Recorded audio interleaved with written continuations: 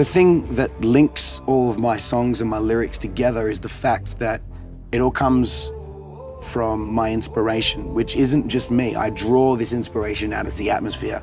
I feel like I'm in contact with fifth dimensional consciousness. When I'm writing a song or when I'm freestyling, I don't feel like it comes from in my brain. I feel like it comes from above and kind of feeds through me.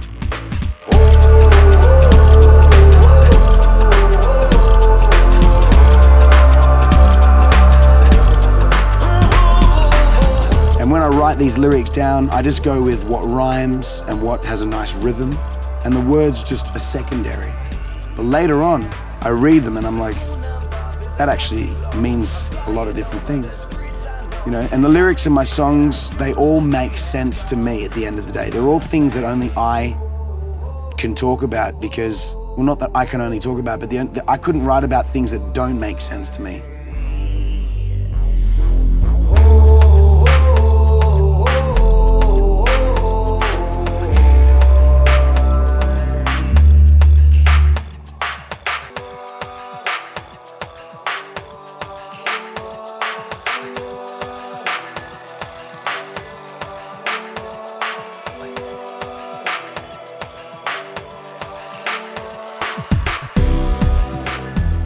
I travel a lot. About 7 months a year I'm on the road and doing many shows, 3-4 shows a week.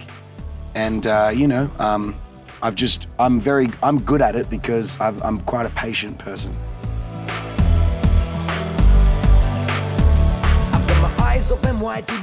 You know, people say music is a talent, but I think music is practice. The more you practice, the better you become at music, like a muscle. The more you lift weights, the bigger the muscle. Same with music.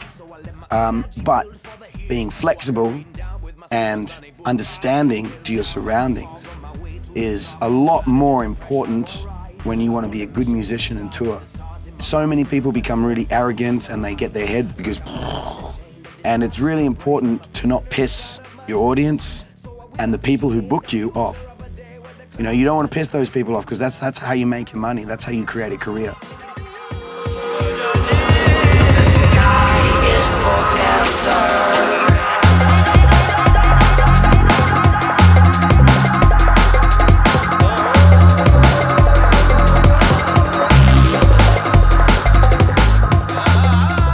Before I started street performing, I was singing in many different bands in Australia. I was in many different bands, in venues, on stages. So I had a lot of experience performing in festivals and stages and all different places before I was DubFX. And I was playing in hip-hop bands, reggae bands, heavy metal bands, soul, funk, R&B bands. I was singing and rapping. I was emceeing with DJs over house music and breakbeat. So I had a lot of experience, and I took all of those genres that I loved, and I put them together and made DubFX on the street. And I learned how to connect all the dots, the jazz, the funk, the hip hop, the reggae, the soul, the electronic sounds. I learned to put it all together in a package on the street. And I became even stronger as a performer by street performing around the world.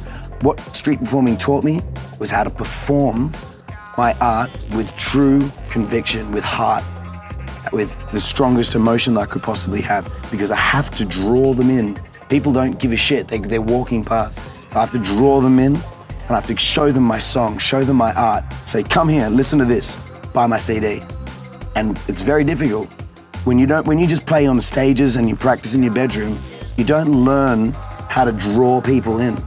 And that's the thing, the magnetism that I learn on the street. Now, when I go on stage, I have that.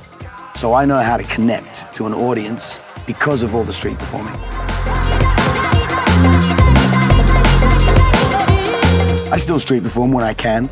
I normally do it now just to practice, or if I want to do, because I don't believe in practicing in my studio or in my home bedroom. I can't. I end up just fucking around with shit and just not doing anything. So it's better to go on the street. The best way to practice is to perform, you know?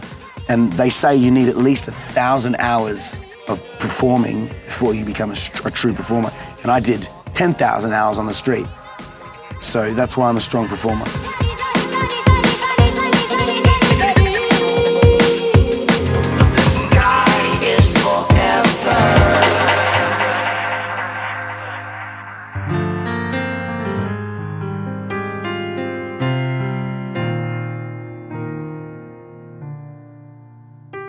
You know, I've got a lot of role models, a lot of people that I look up to, and a lot of them I respect.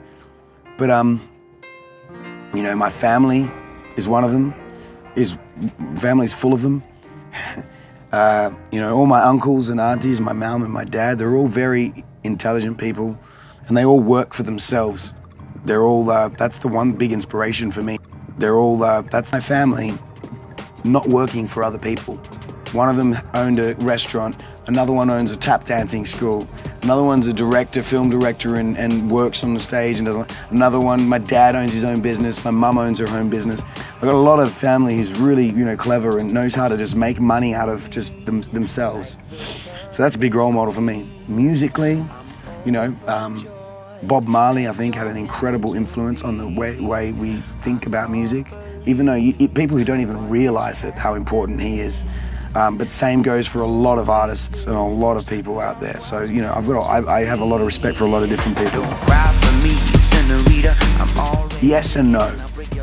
Some things I feel like I've definitely reached success in the way that, you know, one of my first dreams was to be able to get on stage and sing a song and have the audience sing with me, my song.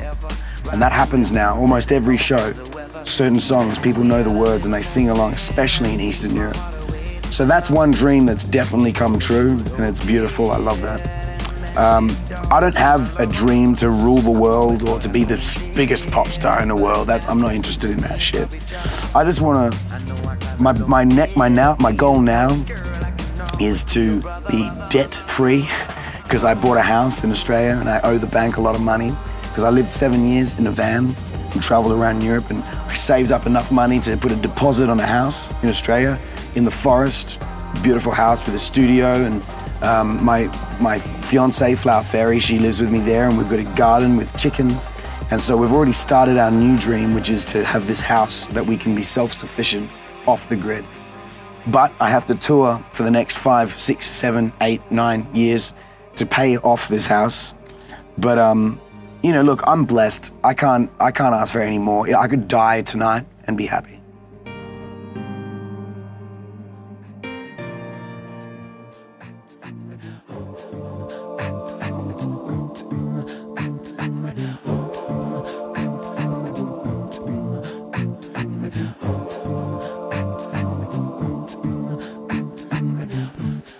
Rolling down the street on my own 2 feet, I see the world beneath. Hey, I feel the earth so deep. I'm like a Concord on my longboard. I take the world with me now. I'm like a Concord on my longboard. I feel the world move with me now, yeah. Now, yeah. There's no real difference. I mean, it's me. It's always me. I'm always who I am. But I guess when I get on, look, normally, okay, the big difference is dub effects is extroverted. Yeah, I bounce off the audience around me. I feed off energy that comes in, and I bounce it back, and I play with the energy. That's what dub effects does. He's extroverted. Ben Stanford is actually quite introverted. When I'm alone, I could happily live on a desert island by myself forever. I can entertain myself. That's what an introvert is, someone who doesn't need anyone else. But dub effects can't exist without everybody else. Feel the world move.